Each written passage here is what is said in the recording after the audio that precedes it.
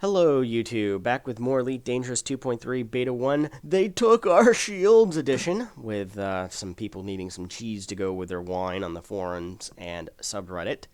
The history of this, I'll take my over-engineered cutter shields for example. Prior to 2.2, I believe they were engineered up to 11,000 megajoules or thereabouts in that range, over 10 I know for certain.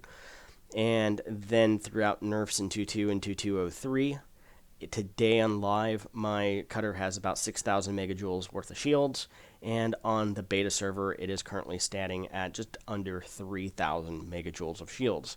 So shields have effectively, or at least shield booster stacking, has been cut in half in terms of its overall effectiveness.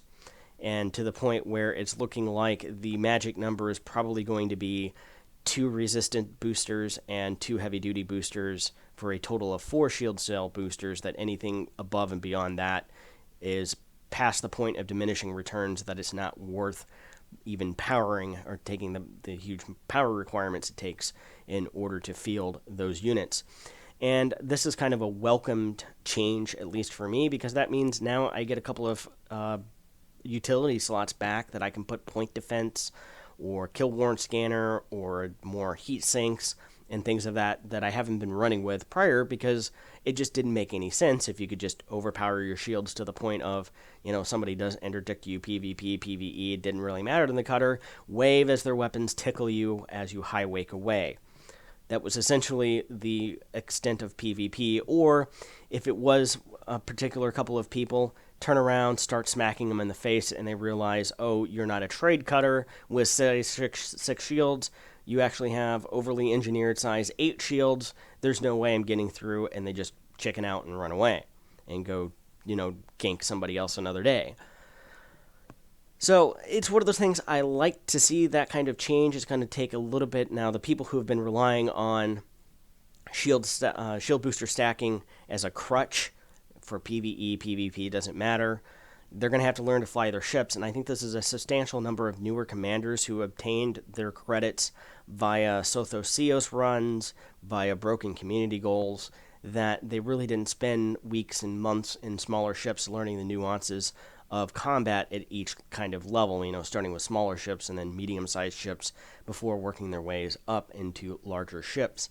So maybe they're not kind of, at least they have never built up that knowledge of how to compete in some of these larger ships. They've just basically relied on an overpowered, broken mechanic in order to save the day. So I think some of those people are going to be in for a ruder awakening. Now, to contrast this, they have hardened the armor of the big three, the Anaconda, the Corvette, and the Cutter, from 70 to 160, so essentially more than doubled its armor hardness. And each weapon has a penetration value there too. Effectively, this means once you get down or get somebody's shields down, that really only size 4 and size 3 weapons that can hit above their weight, such as plasma accelerators, railguns, and cannons with penetrator, basically mods from engineers, are going to be effective at being able to take down the hull of these larger ships. What this means from a practical standpoint is an effectual nerf to the FDL in taking on larger game. It still has that class 4 hardpoint, but those 4 size 2s are going to be rendered much less effective against the nano harder armor of large ships. So whether it becomes more of a medium ship hunter, fighter, killer, as opposed to a capital ship or subcapital, depending on how you want to call the big three, it's yet to remain to be seen. We'll see how it plays out over the next few weeks. I'm sure these numbers are also going to get tweaked up and down throughout subsequent beta patches as well. I think it is going to put a renewed emphasis on equipment sniping or subsystem sniping. And it's going to, I think, amount to people who can use railguns and plasma accelerators effectively, and those who can't are going to be at a significant disadvantage. Or at least any weapon that is capable of significantly penetrating hull combined with good aim. And one of those things that both railguns and plasma accelerators have in common are they are fixed weapons. So it does take a little bit of skill in order to use them. You just can't rely on something to lock onto them, say with gimbaled cannons, for instance. So I think it's going to shake up a little bit on the weapons meta as well as the ship play meta. The Federal Assault Ship should start to play more of a role as a capital ship killer with its 2 size 3 hard points. Same thing with the Vulture if you want to go a little bit smaller.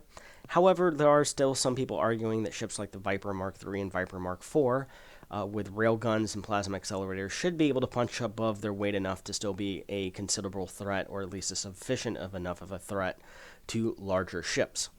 So it'll be interesting to see how all of that meta starts to play out in both PvP as well as PvE.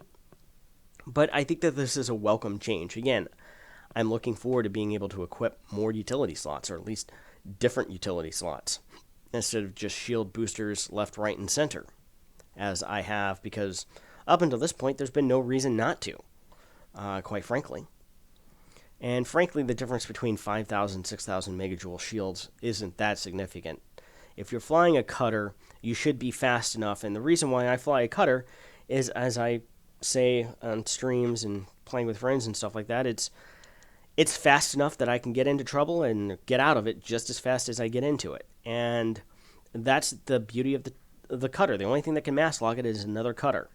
And you're pretty much fast enough that if you have your engines engineered to grade 5 dirty drive tuning, you should be fast enough to outrun most ships on the battlefield, especially anything that is a significant threat. Get interdicted by a Corvette, you just run away. FDLs could keep up with you, but now with only a size 4 and size 3 or size 2 weapons, they're much less of a threat than they were in, I think, previous patches. So we'll see how all of this plays out in the coming days and weeks, and I'm sure I'll have more to say on that as it does. But thank you very much for watching. Be sure to like, subscribe, and share, and I will see you out there in the verse.